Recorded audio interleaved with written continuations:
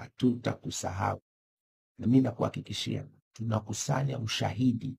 Ushahidi ambao tunakutana nao ni mzito. Mama Samia utaingia kwenye rekodi ya kuwa rais wa mwanzo kabisa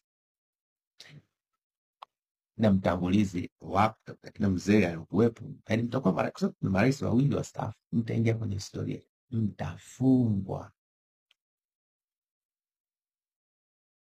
Wako wengine wenu watanyongwa.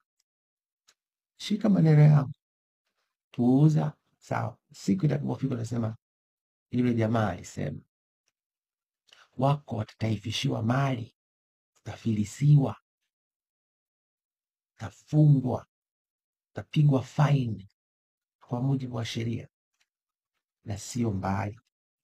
Una nafasi ya kuliepuka hilo na kustaafu kwa heshima. Lakini ukisipata shimo, sisi tutamlilia Mungu, na hivi muda si mrefu kwa sisi tuna smile, wewe, familia yako, wasaidizi wako, wale ulishirikiana nao kwenye huduma na dhulma, itakuwa zamu yenu kusaga meno ili kuweka heshima ya nchi yetu ya Tanzania.